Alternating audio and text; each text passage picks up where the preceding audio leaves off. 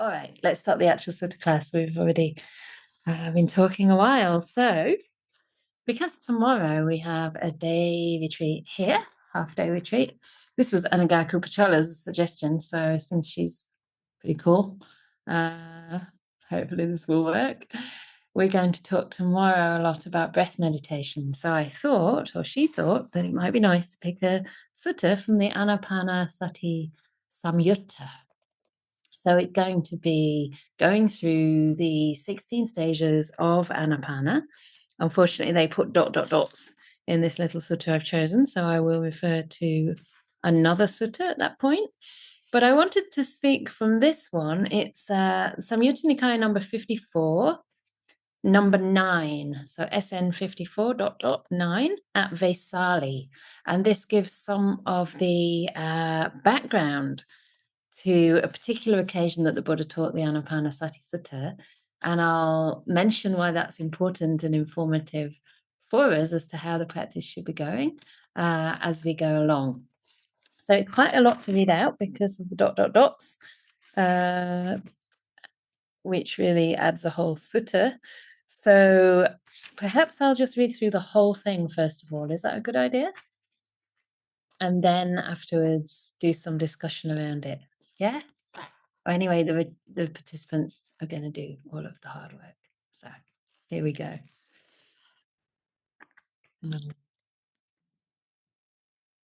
Thus have I heard. On one occasion, the Blessed One was dwelling at Vesali in the great wood in the hall with the peaked roof. Now, on that occasion, the Blessed One was giving the bhikkhus, maybe the bhikkhunis too, or maybe the whole fourfold assembly, a talk on foulness in many ways, and was speaking in praise of foulness and speaking in praise of the development of foulness meditation.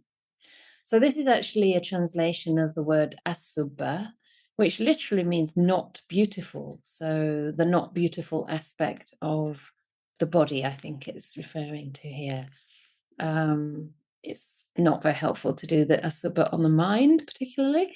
So, but looking at the non-beautiful, non-attractive nature of the body is supposed to bring a sense of balance in our kind of in the way we regard the body. And so it's not necessarily as extreme as the translation makes it sound. So then the Blessed One addressed the monastics thus. Monastics, I wish to go into seclusion for half a month. I should not be approached by anyone except the one who brings me alms food, which is still a tradition in many monasteries now.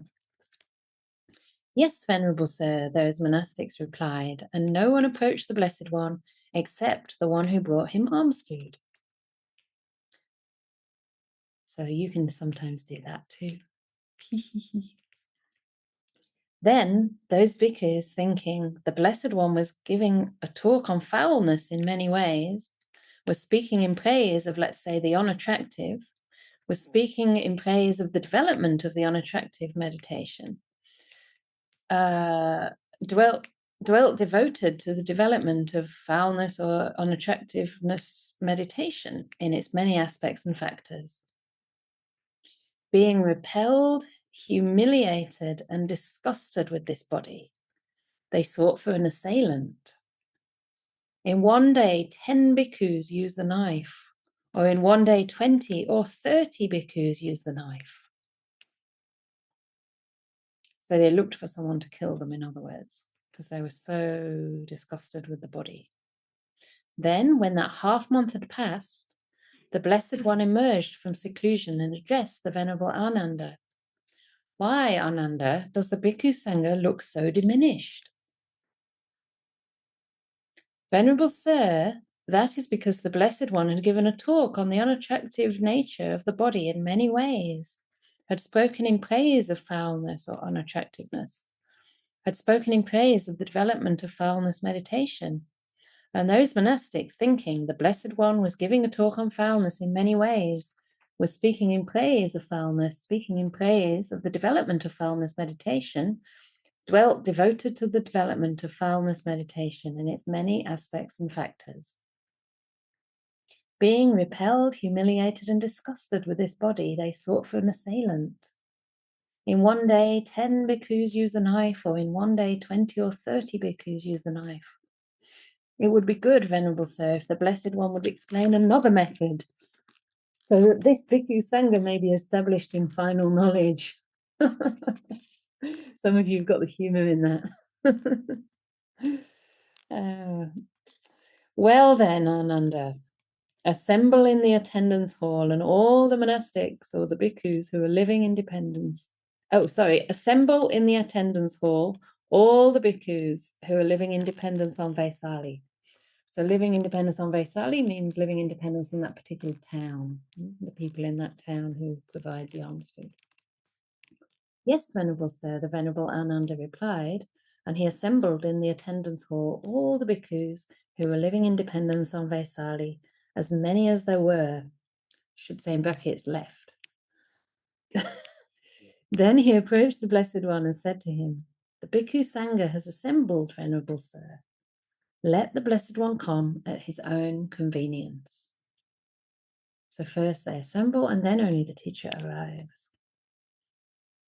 Then the Blessed One went to the attendance hall, sat down in the appointed seat, and addressed the bhikkhus thus. All right, so now we're switching subjects. He's giving them another meditation object. Bhikkhus, and I'm going to change some of the words because it says concentration, and most of you are probably brainwashed enough by me and Ajahn Brahm to know that we don't quite like that translation, and usually prefer serenity or stillness, especially in the case where we're talking about the outcome of the meditation. So monastics, this stillness, or you could say unification, or let's just call it samadhi also. Samadhi is the Pali word. By mindfulness of breathing, when developed and cultivated, is peaceful and sublime. An ambrosial, pleasant dwelling. And it disperses and quells right on the spot evil or bad, unwholesome states whenever they arise. Just taking that in for a minute. Just as monastics in the last month of the hot season, when a mass of dust and dirt had swirled up, a great rain cloud out of season disperses it and quells it on the spot. So too, samadhi by mindfulness of breathing, when developed and cultivated, is peaceful and sublime, an ambrosial pleasant dwelling, and it disperses and quells on the spot evil unwholesome states whenever they arise. And how is this so? Here, monastics, a person, having gone to the forest, to the foot of a tree, or to an empty hut, sits down. Having folded their legs crosswise, straighten their body, and set up mindfulness in front of them, just mindful they breathe in, mindful they breathe out. So now I'm skipping to the first sutta, which fills in the gaps. So the next part, breathing in long, one knows I breathe in long, or breathing out long, one knows I breathe out long. Breathing in short, one knows I breathe in short, or breathing out short, one knows I breathe out short. They train thus, experiencing the whole body, I will breathe in. They train thus, experiencing the whole body, I will breathe out. I'm going to just insert here that in the Majjhima Nikaya, in the Anapanasati Sutta there, it does make it clear that the whole body means the whole body of the breath. And also in the commentary here, it does talk about the whole body often being referred to as the beginning, middle, and end of the breath. That's from the Visuddhimagga, but that's how many, many teachers teach breath meditation leading to samadhi. So there are different ways to practice, but I think here that explanation makes a lot more sense because we're not actually, we're trying to unify the mind, collect the mind, and gather it into one place. One trains thus, tranquilizing the bodily formation, I will breathe in. And one trains thus, tranquilizing the bodily formation, I will breathe out. One trains thus, experiencing rapture, that's piti, I will breathe in. One trains thus, experiencing rapture, I will breathe out. One trains thus, experiencing happiness, sukha, I will breathe in. One trains thus, experiencing happiness, I will breathe out. One trains thus, experiencing the mental formation, that's chitta sankara, I will breathe in. And one trains thus, experiencing the mental formation, chitta sankara, I will breathe out. One trains thus, tranquilizing the mental formation, I will breathe in. One trains thus, tranquilizing the mental formation, I will breathe out. One trains thus, experiencing the mind, I will breathe in.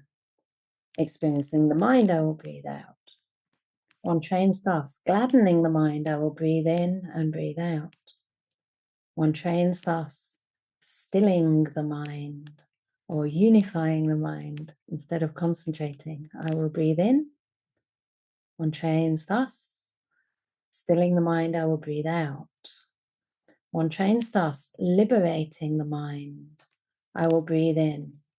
One trains thus, liberating the mind, vimochayam chittam, I will breathe out. And the last section, one trains thus, contemplating impermanence, I will breathe in. Contemplating impermanence, I will breathe out. Contemplating fading away, I will breathe in. Contemplating fading away, I will breathe out. He trains thus, one trains thus, contemplating cessation, I will breathe in. Contemplating cessation, I will breathe out. One trains thus, contemplating relinquishment, patinissaka, I will breathe in. And one trains thus, contemplating relinquishment, I will breathe out. And then coming back to this sutta, the Vaisali Sutta, that actually is part of this sutta, but it's just not written down here. It is in this way, bhikkhus or monastics or community, that stillness or samadhi by mindfulness of breathing is developed and cultivated so that it's peaceful and sublime, an ambrosial pleasant abiding, and it disperses and quells on the spot evil, unwholesome states whenever they arise. So that ends the sutta. And one of the first things I want to say about this is that it's interesting that mindfulness of breathing is often thought of, I think, by people who, maybe go straight to mindfulness of breathing without being ready for that fairly subtle practice. It seems to us a lot of hard work and quite often anything but peaceful and sublime. It can seem almost like a struggle or a battle to try to keep hold of that breath at any cost. And yet here the Buddha's contrasting it with a kind of meditation that was clearly leading to quite the opposite of peace and ambrosial dwelling, and was actually leading towards seeing the foulness of things and being repelled, humiliated, and disgusted to the extent that they wanted to end their life. So this was a remedy for that.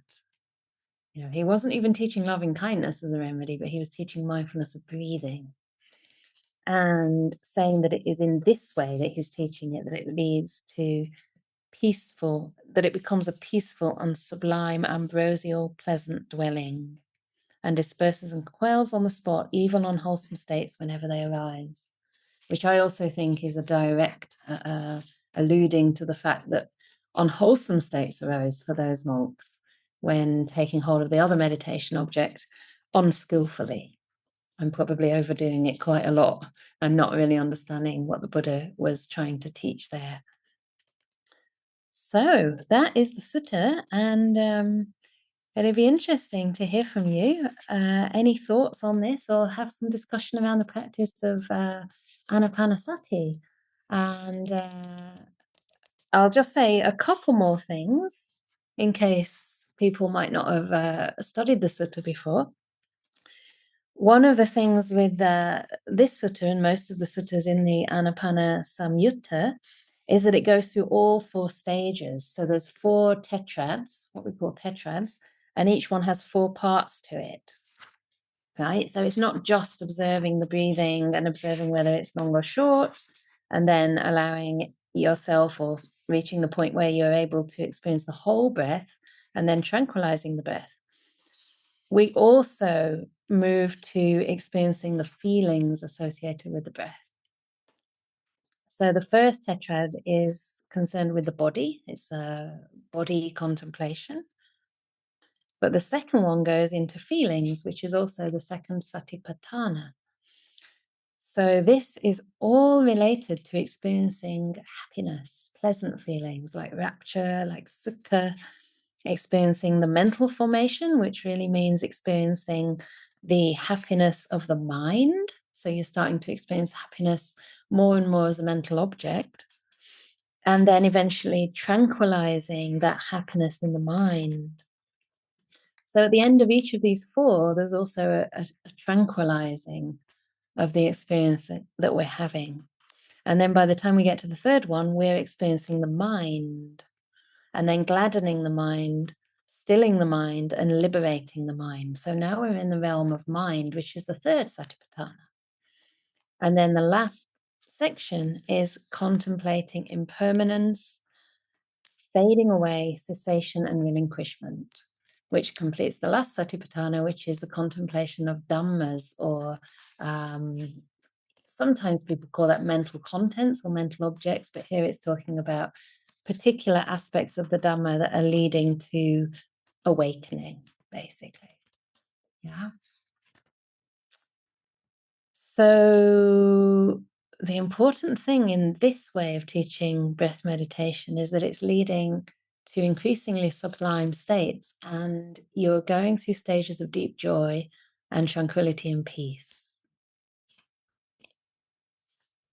And then, with that as a basis, bringing up the insight practices from there.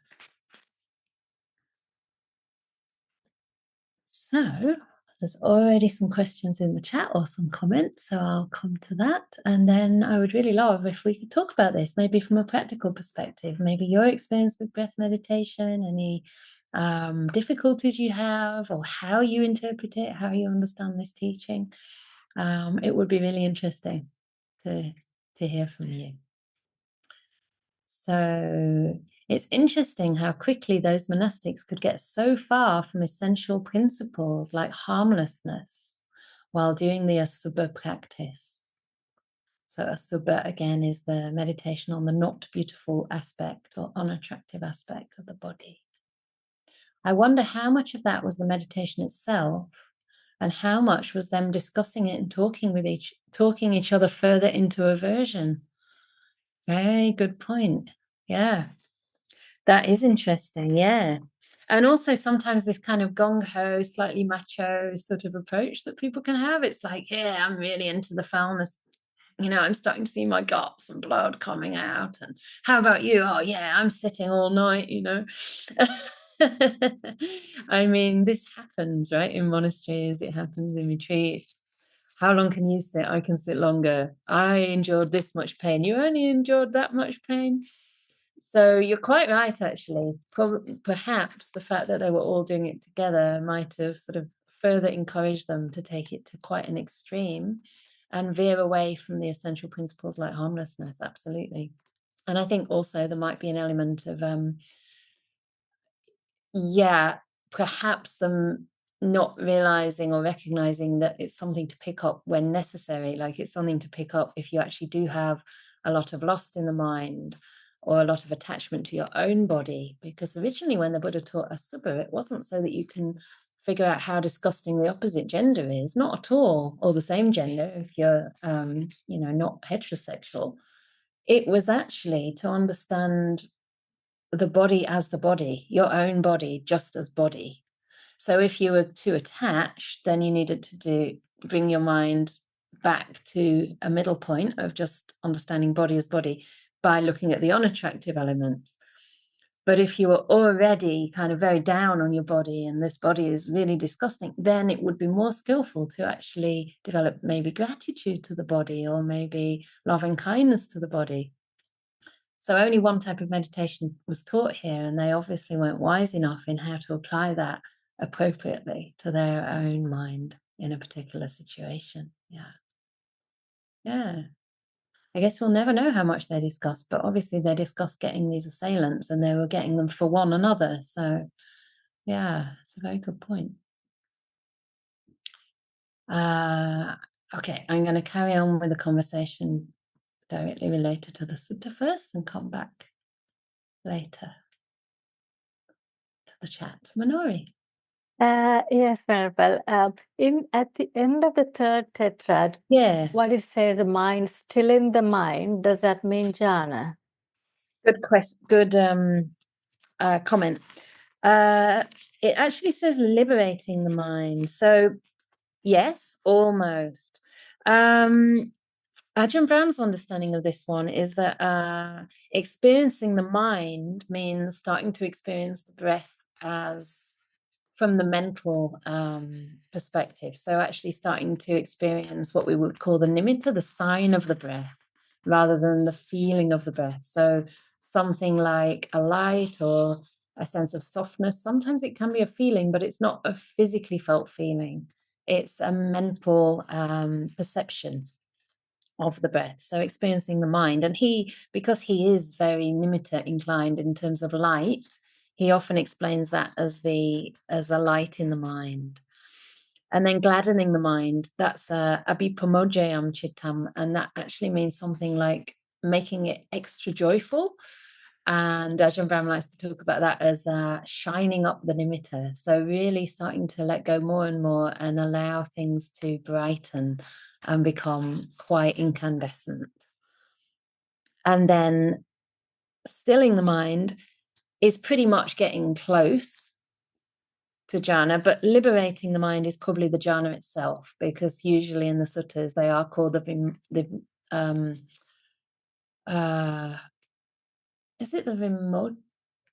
I think they're called vimutti. The jhanas are vimuttis, so they're like states of liberation, but it's not the same as full enlightenment. So here the word is vimochayam, which is basically a kind of gerund, I suppose, of that. I don't really know my grammar very well, but it's the same verb in a different form. Yeah. So I think it's the liberating the mind that's the full kind of immersion into jhana. In Ajahn Brahm's understanding of this sutta, because I just had a glance in the back because I've been confused by some people's rendering of this sutta, and actually in there it says that piti is already the first jhana and sukha is the second, etc. And actually I really disagree with that, because there are a lot of teachers now who teach what's becoming known as jhana light, L-I-T-E, and the first arising of piti they will sort of say is the first jhana. Whereas there still might be a lot of thought, there still might be a lot of kind of impingement from other senses, and the mind is not actually unified at all. And really, the first jhana has to include 5 jhana factors, which include piti, sukha, vitakka vichara, piti, sukha, and also ekaggata, which is a kind of bringing the mind to one point or unifying of the mind. So the characteristic of something like a jhana is that the mind is actually, it's gone to oneness. It's gone to one point or one peak, and there's no sense of the subject and the object anymore. It's completely immersed. I mean, that's why Ajahn Sujato likes to use the word immersion, which I find is very strange as a technical term for these states, but the mind is immersed in the object completely, and completely unaware of any other object, including sight, sound, even sound, right, and even physical touch. Yeah. Diana. Thanks, Venerable Canda. Hello. Hi. Are we sure about the translation about taking the knife? Uh-huh. Means killing yourself? Yeah, I think so, because there's another place where it talks about this in more detail, actually. I think it's in the Vinaya. I think it's in the Vinaya. Isn't it at the beginning of the Vinaya? And it actually goes into a lot more detail about how they all got assassins, and some became, I don't know if some killed themselves, but some hired assassins. And I think they did start even killing each other, didn't they, in that particular rendering, which sounds like it could be embellished. I don't know. But they died. I mean, here the Buddha's saying, why is the Sangha so diminished? Right. Because there are so few people left. And then he realized he'd, probably not given a very skillful meditation method, or that they had picked it up unskillfully. And that's why the Venerable Ananda then, begged him in a way, or pleaded with him to teach another method. And he said he would do that. So yeah, I think when they do say use the knife, it usually means they take their own life, or they seek for an assassin in this case. Because there's also, where is it? I think it's in the Canda Samyutta, one of my favorite samyuttas in the same book, in the Samyutta Nikaya, that one or two arahats actually decide to end their life that way. And the Buddha then tells them that they were blameless. He tells the disciples that the person who ended their life was blameless because they were already free from all defilements. They were arahats. They were fully liberated. So they did it just because there was no point really continuing with a painful body. So in a sense, you could say out of compassion for themselves. Like euthanasia. Similar. And that's an interesting kind of field that, many Buddhists are starting to discuss, and is becoming very relevant. I mean, for many of us, as we have an aging population, and, healthcare systems are kind of declining and unable to accommodate, people with so many elderly people. People are living longer and being kept alive unnaturally. So it is a real question, and it's an ethical question. Yeah. Yeah, since abstaining from killing is one of the most basic precepts. Right. I mean, it seems odd that they would even, but I mean, it's part of the story, but, It's part of the story. And I think, I just think that the vibhava tanha has always been very strong in the human being, as much so as tanha, bhava tanha. The three kinds of craving for sensuality, kama tanha, and then there's the craving for existence, the craving for being, just to be there. I mean, we see this in our meditation sometimes when things start to disappear or something starts to take over. You can have this feeling like the stillness comes over you, and it's quite scary because it kind of threatens your sense of who you are, and you want to be involved, right? And that's bhava tanha at that time. Or the kama tanha comes up and you want to feel the body again. You want to go back to the senses because that's how you orient yourself in this world. But the opposite of bhava tanha is vibhava tanha, and that means not wanting to exist. So most beings who are not stream winners, they swing between those to some degree. We can see it even moderately, can't we, when we kind of, I don't know, we're enjoying a pleasant experience. Maybe we're having a lovely day and we want to do it again the next day, or we're having a drink of chai. We want more of it. It's like we want to keep kind of stimulating the craving. And then at other times, we just don't want something. We don't want to see a person. We want to get away from a situation. And I don't know. I would imagine that most people here, maybe I'm really wrong, but have at times had suicidal thoughts. I know I have. I know I've had strong feelings of not really wanting to exist. And that is not the same as nibbida. That's not based on wisdom. That's based on aversion. And it can lead to suicide. But I think suicide is far less, driven by kind of the root defilements of hate and ill will than actual murder or homicide. Usually it's a sort of despairing kind of feeling. And I think, deciding to having the choice around the way you die and making a very informed decision about something like voluntary euthanasia if you're the one taking that decision, and if you've been assessed to make sure that you're psychologically well and, you know, your motives are wholesome as possible, then the karma is very much less. And I think in life, you know, we often think we're idealistic. We want to live these pure and perfect lives, right? If we're on the path and always have good karma, never any bad karma. But karma is usually a shade of grey. It's more like dark grey or pale grey than black or white. Yeah. I also wanted to ask, if no one else has their hand up, another question, but I can come back. No, please go ahead. Well, just the idea of having aversion to the body. Yeah. And that's something I've dealt with a lot in my life. And I know other people do too. Yeah. So you had mentioned maybe gratitude for the body as an antidote versus anapana.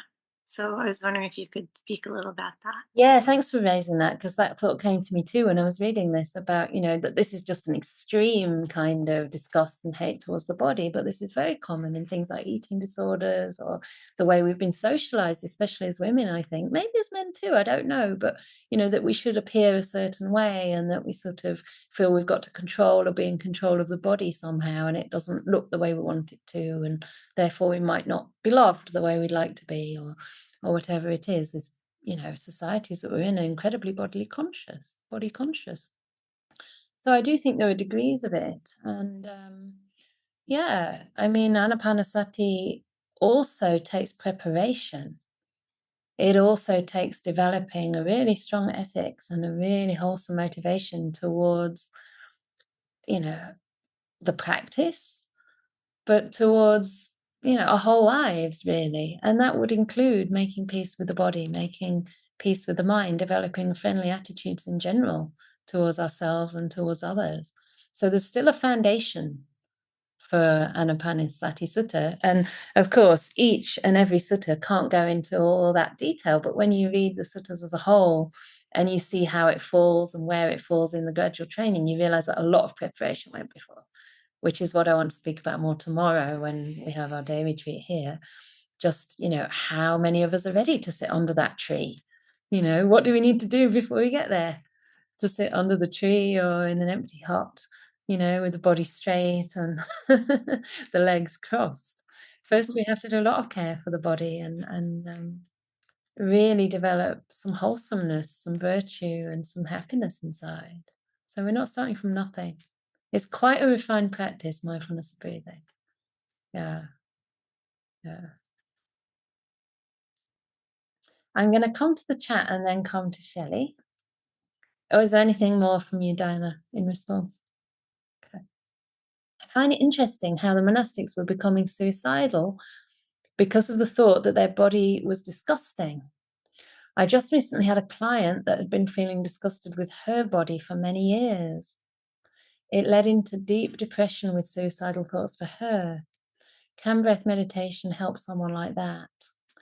I mean, breath meditation can help everybody if we're ready for it, I think. And just to read this again, the deep depression that can come from feeling disgusted with the body, I think, is related to how far we're identified with our body. Again, in our cultures, we're almost taught that we are our body, right? I mean, especially materialistic cultures, which actually think there's nothing after death. And when the brain dies, the body dies, everything's finished, right? They don't kind of have the view that the mind can persist without the brain or without the body. So in that sense, we feel very identified. And if we're upset with our body, we're upset with ourselves.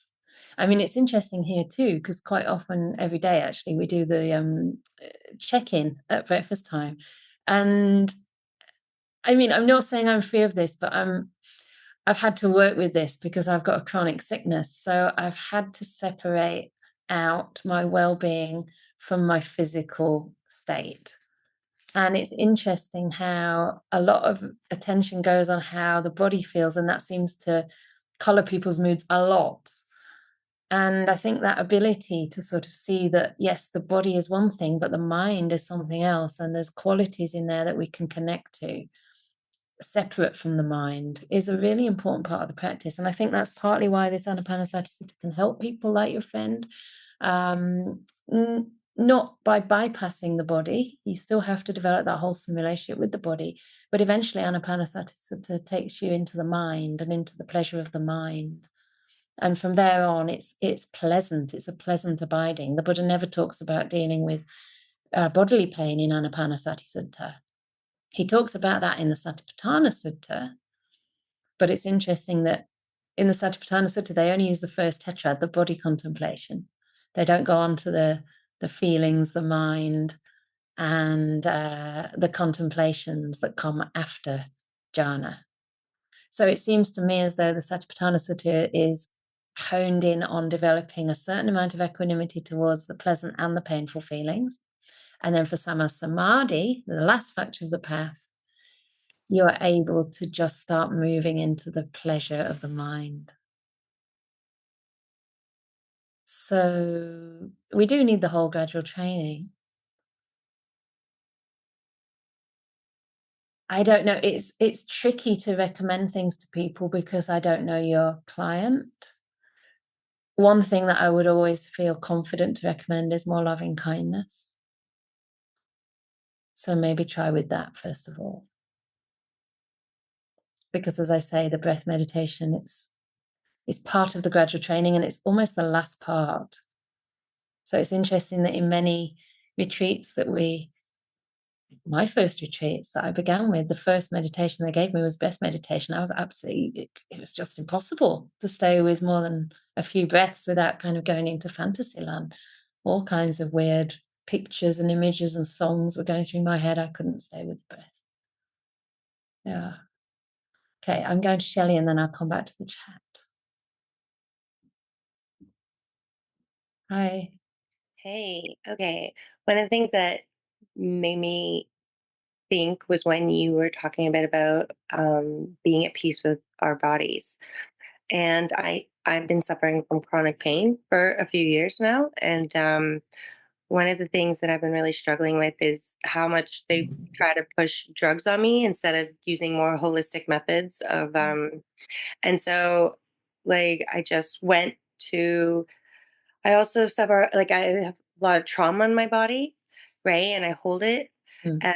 And but like how does one let go of trauma in the body? That's not like something they teach you, Right. you know? That's a question. And so one of the pardon? It's a massive question. Yeah. Like and like so what I've been doing recently is metta, right? Doing a lot of metta towards like whenever I do metta, my first like little message to myself is um, may I be at peace with my body because yes, I'm in pain, but I don't have to suffer over it. May I please just like you know let go of all the stuff that I'm holding, and I've been finding that it's been helpful. Right. I personally find it helpful to really kind of give myself love in like a really like and I think about how hard it is to live in the way that I am, and I give myself love and compassion about the fact that I am trying really hard to stay away from like pharmaceutical drugs and instead of going, that's the easy route, and I'm really pushing for physiotherapy and going to a chiropractor and really trying hard to like become healthy in a wholesome way instead of the way that they are trying to push on me. So, and so it's been a really big struggle to try to get like the treatment that I want, and like learn to deal with my own body without their help in different ways. Like I've had to like go out of my way to like do different meditations. Like I have a meditation app and there's some meditations that are specifically focused towards chronic pain. And a lot of the time it has to deal with comforting and compassion towards yourself, right? And the fact that the body's falling apart. Yeah. Oh, this is aging, aging, illness, death, right? Yeah, absolutely. This is the nature of the body to fall apart. Yeah, I mean, I think we need to relate to our body as a unique being, if you like. I mean, it's not a being, right? But it's unique, and one approach doesn't fit everyone. And there's no stigma, there's nothing wrong with taking medicines, pain relief, or whatever people might need if that's what they need. But if you feel that that's not helping you and your pain is coming more through trauma and ways of holding that trauma inside, which, by the way, your body is very wise to do because it's, it feels it needs to do that. It's been a response that's worked so far, in a sense, to keep you safe. But now you're realizing that it's got a habit that it doesn't really need anymore. But the body needs to feel safe. You need to feel safe psychologically too before you can start to let that go and start to gradually let those kind of trauma responses unwind, if you like. And I think it's really skillful to use loving kindness and compassion because that's creating that safe container for you, and it's giving your body permission to just gradually ease itself. Yeah, there's studies now that show that most of chronic pain, like in almost 90%, I think, of cases of chronic pain, it's actually a habit that the brain gets into. The brain starts to just, I don't know if it even feels anything, first of all, but it gets into this habit where the same neural networks are lit up all the time and the groove becomes deeper and deeper. So you think you're in physical pain, but there's no physical cause anymore. It is pain, though, because it's lighting up those networks. It's real. But there's actually no physical cause. It's like a habit that the brain's got stuck in. So it's very interesting. And I think, yeah, it sounds good. I mean, you know what you're doing. Another word came to my mind when you said, may I make peace or be at peace with my body? I thought also respect my body, give your body the benefit of the doubt, respect it. That can be really helpful too. Rather than thinking, we know better, our stupid body is doing this again, doesn't need to do this. Actually respect that it has its own intelligence. And also gratitude to the body. Because again, so often we just focus on the parts that are cold or the parts that are sick, and how much of it is warm and cozy, how much of it is actually healthy. My stomach's always, I never feel right. It's always burning, or there's some gastric reflux, or there's so many things. But my lungs are quite good. My legs are strong. I know. What else is good? Most things. My hands are fine. I don't have arthritis. There's so much that's right about it. And I think we have to show our mind that in order for our mind to kind of form the habit of feeling at ease. Teaching the mind to gravitate to those places that are easeful and not problematic. Yeah. Okay. Stilling the breath can help stilling acute anxiety, but normally not getting out of a deep depression. You're not ready to learn breath meditation in that state, is my experience from working in acute psychiatry. Thanks. Yeah. Yeah. I think that makes a lot of sense, actually. And even the acute anxiety, that's a sort of temporary measure, perhaps, that it can sometimes help. I mean, stilling the breath, it sounds as though you might be talking about actually intentionally breathing longer, kind of using a sort of breathing technique, which is slightly different from what the Buddha's saying, because he's sort of saying you're allowing it to happen naturally. I mean, it says train, but it really means, you put in all the causes and conditions and that gradually starts to happen in and of itself, but that takes much longer. So you can use breathing methods to help alleviate the anxiety. Again, it's a kind of state that we get trapped in, stuck in, and then the body signals the mind to be even more anxious. So yeah, getting out of a deep depression, it's a difficult one. I mean, I think if we try to take on meditation methods to get ourselves out of these things, we're slightly misusing them, because the purpose of meditation is not to have a certain even psychological result. It's more to understand what's happening. It's an investigative means to understand the causes for things like depression. And if we're using it to get out of depression, then there is aversion to the depression, for sure, most of the time, right? Because we want that depression to end. So, yeah, I think with depression, sometimes just really being kind to ourselves, accepting we're depressed, sleeping if we need to sleep, asking for support. Meditation is not necessarily the answer for that. I think psychiatric methods, therapy, supportive friends, all those things are also essential. You might be able to meditate some as well, but don't think of meditation as a cure-all for everything by any means. Someone else has followed up that comment. I agree. For many people in such a situation, the breath is not calming. Yeah. My approach would be to offer the client different anchors to try. Let her choose one which works for her or him, e.g. breath, feet, sounds. Feet is good, getting grounded. Then building up from that and maybe work with the breath at a later time if it doesn't feel like a soothing place now. Yeah, very difficult, I think. Yeah. I mean, you're talking about clients. I don't know what your specialisms are, whether you're like psychiatrists or therapists or any, yeah, the word therapist is very broad these days. I think you have to be trained in these things, professionally trained. And if you're not a professional, also a really well-trained meditation teacher, I think, be careful, because you're right. It's all about how we apply the method, where we're coming from. And methods that may help one person could be picked up completely wrongly by another, in the case of this sutta, right? Yeah. Yeah, that's a really good point. Maybe work with it at a later time if it doesn't feel like a soothing place now. It's a really good point because, as you can see from the Anapanasati Sutta here, the end of each and every stage of a breath meditation starts to tranquilize the mind. The breath becomes quieter, the body becomes quieter, the feelings become quieter, even we actually let go completely of the body at some point and eventually let go completely. So it is supposed to be soothing. It is supposed to be tranquilizing. And if it isn't, then it may well be that it's not the right time. Yeah. I find working with gratitude and affirmations the most helpful for working with deep depression. Again, as an addition to anything that might be helpful from a medical perspective, I think that's great.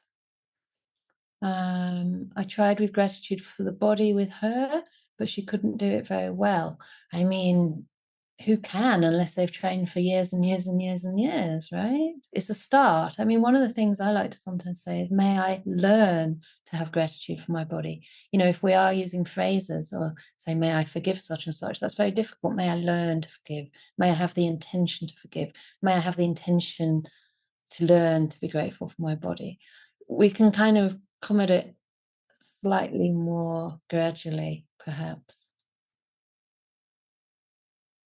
And just to tell people, it's not that you're not doing it well, it's just that the mind takes time. The mind can be trained. Qualities have to be developed. There's no right, there's no you're doing it well or you're not doing it well. It's just a matter of how much training you've had. So it's just practice. And one more comment on the same theme. We do have yoga classes for patients that we think are ready for that. And that's appreciated. I bet it is, because it's getting them in their body and out of the sort of loops that can happen in the mind. That's very good.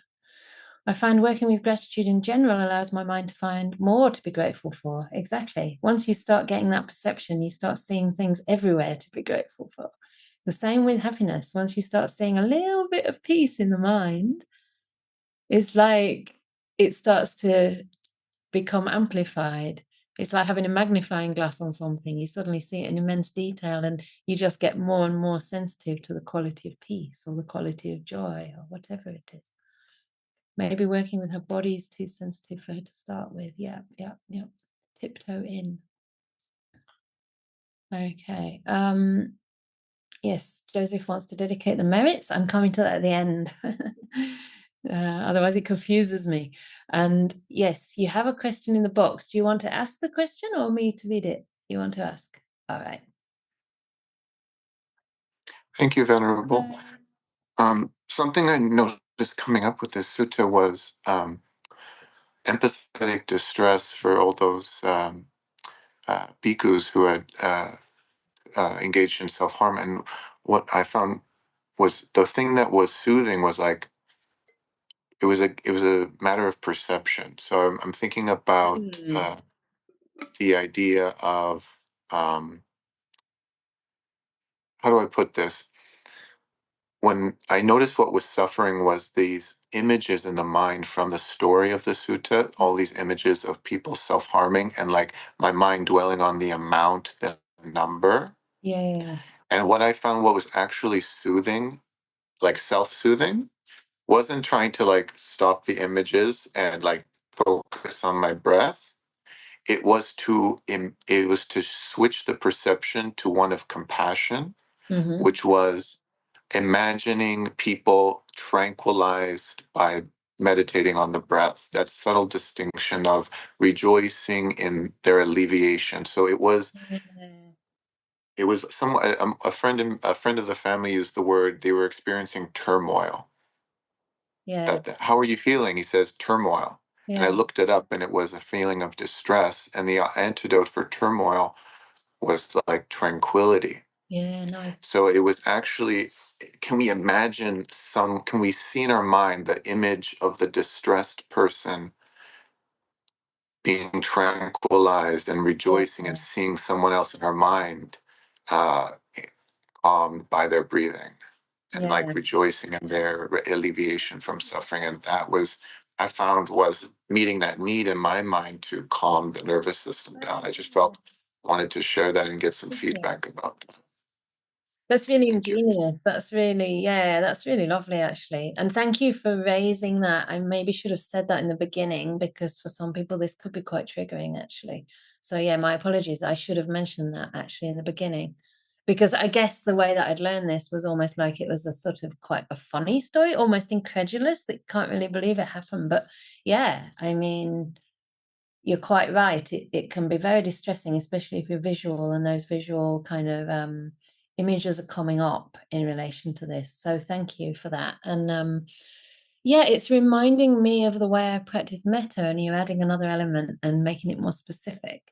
So the way I often practice metta is to, you know, for example, if I'm practicing metta to a distressed person, or, you know, someone that I might, maybe more compassion, someone I might feel compassion to because I know they're suffering, I actually imagine them happy. I imagine them free from that suffering. I imagine them tranquil or peaceful. I actually imagine them with those qualities that I'm sending them, you know. So I imagine them already being at that place.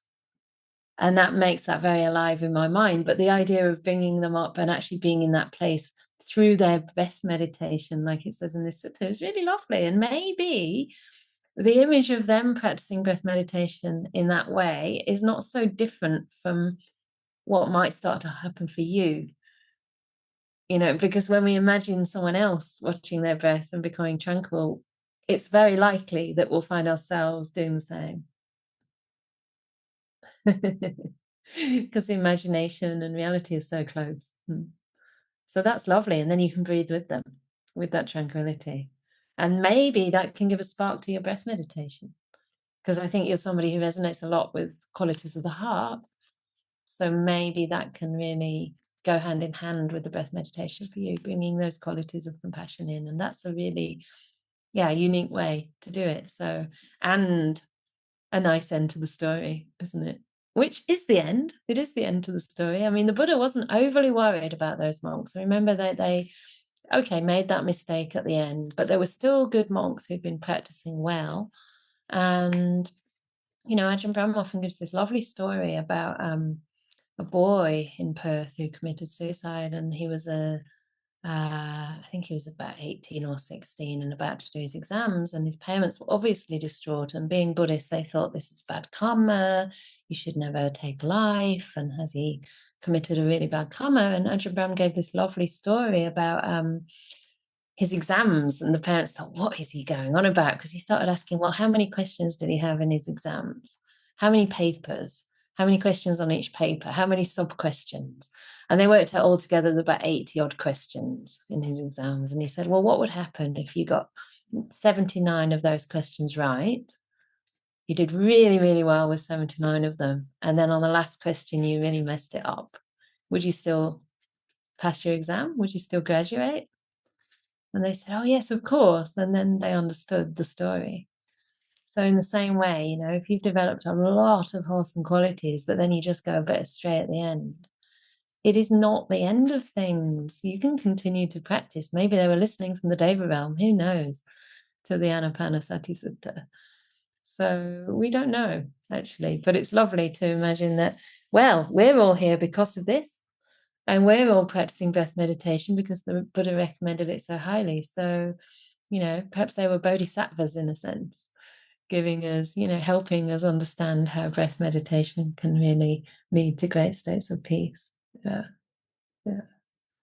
Thank you for that.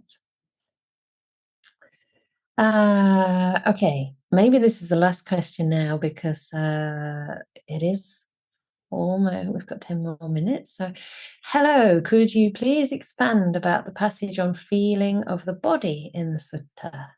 According to the Buddha, is the focus on one point, or is it more about moving the attention through the body, or both alternatively?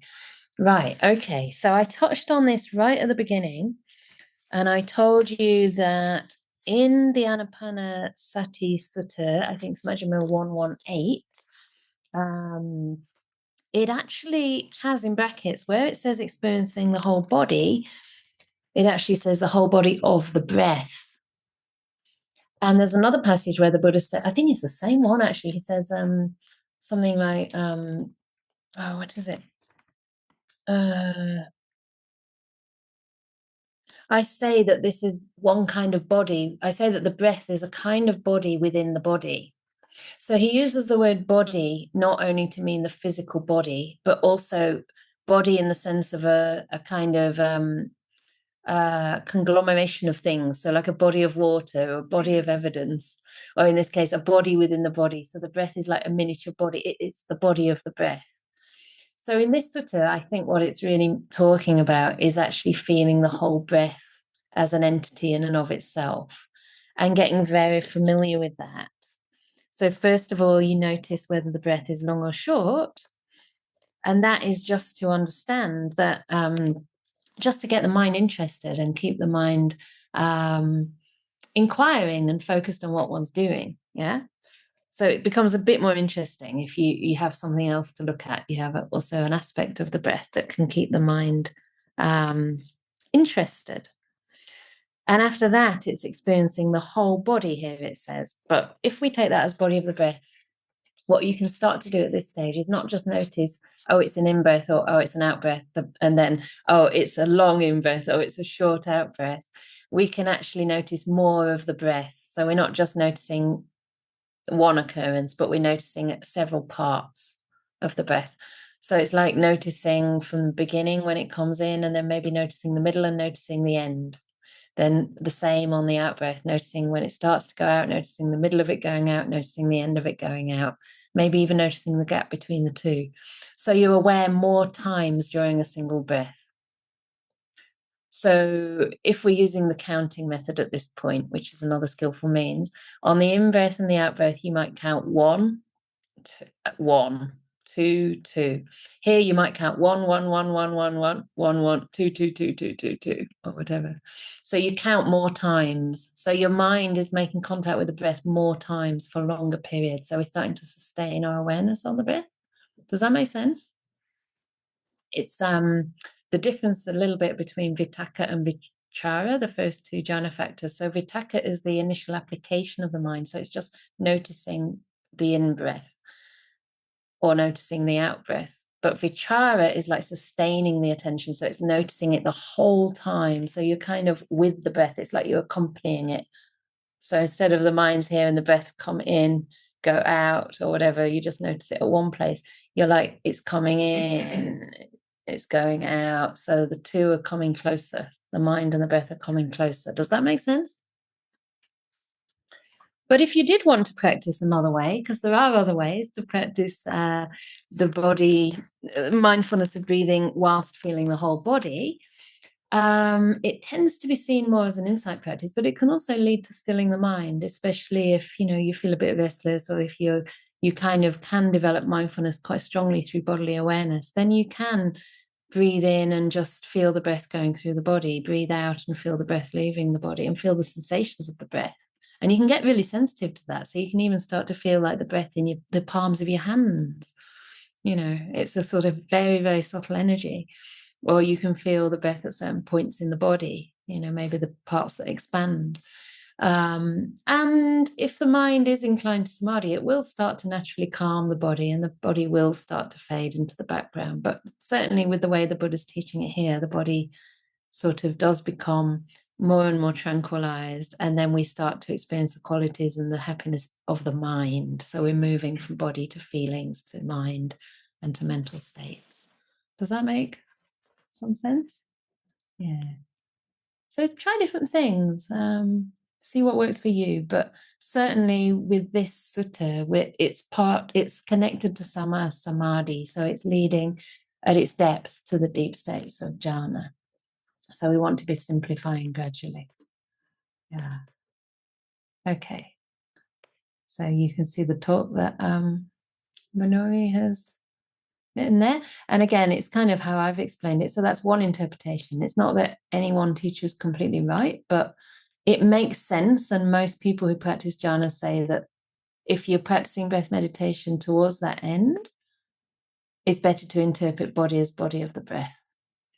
Yeah, it makes a lot more sense because, as I say, the Satipatthana Sutta, which is part of Samasati, the previous factor in the path, is more focused on the different types of feeling in the body and their nature of arising and passing. And by the time we get to Anapana, we're moving more into Samasamadhi, letting everything settle down. So that's quite a lot. And I felt quite tired tonight, so I'm not sure how clear or cohesive the session was. I hope it was of help. And I hope that you're inspired to keep on practicing breath meditation and to learn to really let the breath calm the mind. I really love this kind of way of thinking about it, rather than trying to grab hold of that breath and, kind of get your mind to stick with it no matter what. Just allow the breath to come naturally. Do more of the preparation, more of the gradual training, developing wholesome states, developing some basic mindfulness in everyday life, mindfulness of the way you speak and act as well, and gradually allow the mind to receive the breath and to look for that delight in the breath, to see that subtle peace that comes along with the breath, and to have some skill in knowing which methods to pick up at which times in your practice. And if you find your mind's moving too far to one side, just bring it back to a balanced state. Very good. Oh, I should hand over. Yeah, so thank you very much, Venerable. It was such a wonderful teaching. I felt it, and I'm sure all of you would have as well. And so I'll take this opportunity to take a few words about generosity, udana. And giving is a whole thrust of the practice, the direction we move in, and we develop the other wholesome qualities that form the foundation of the whole of our Dhamma practice. And also, generosity can be a practice of checking in deeply with us. Are we comfortable in giving? And we might reflect on what has really helped and inspired us in our lives so far as well. So here at Anukampa, we offer several ways that you can cultivate this beautiful quality of giving. The easiest thing is a financial donation of any amount. You can go to the website, or there's a link there in the chat. You can give a donation via our website, by a bank transfer, PayPal, or SumUp. We prefer bank transfer because there's no bank charges, but if you're unable, we've added PayPal and SumUp. And also, if you are able, a regular donation, like a standing order, would help as well for the ongoing expenses. And you can do other things, like you can volunteer during events. You can write to the team at anukampa.org and tell your specialties of volunteering. And then you can provide meals to the monastics, either in person or remotely. You can book a meal delivery. And then there is a needed items list on the website, so you can have a look and see what are the needed items there. That is about the generosity. And if there's all our events are in the events section of the website. And if you have a Facebook account, it is in the Facebook as well. And if you have subscribed to the newsletter, then that has all the links as well. Thank you. Thank you so much, Minori. What else was I going to say? The gift list. There's still an Amazon gift list. It hasn't got much there, but there's a few little bits and bobs because things are happening at the monastery. You might get a hint if you look at it. There's some plants, but there's some other little things too, like an extra razor blade. And I did want to dedicate this sutta, as Joseph has asked. And before doing that, I'll just say a couple more things. So events, what have we got? We've got Ajahn Brahm's events booking for June right now. So there's an online retreat and there's a weekend retreat in Oxford, and there's going to be some public talks. And we have some day retreats coming up with me. There's one in London on the 29th, I think, of March on death and dying. Even though I can't remember how it was to die. But I am dying gradually. And there's one in April on abandon hope, cultivate joy. And I have to come up with some reason for that title during the day retreat. I'm sure there was something else I needed to say, but I can't remember. So just keep an eye out on our website. And when is the next sutta? Next week, I think. And they'll be chanting on Wednesday. So yes, Joseph, may we dedicate the merits of this sutta discussion to the development and spreading of compassion, sympathy, and tender concern for all those who suffer from thoughts, words, and deeds of self-harm. Thank you so much. And may all those who do suffer from those thoughts, words, and deeds of self-harm be able to develop thoughts, words, and deeds of compassion for themselves and non-harm and understanding, forgiveness, and love for themselves and for others as well. So may they come out of their depression or despair or self-hate and know that they're not alone. And may the suffering that they have even lead to hearing the Dhamma and really taking the path of the Dhamma as a way out of all suffering. May they find joy in that way. So thank you very much for suggesting that. Okay.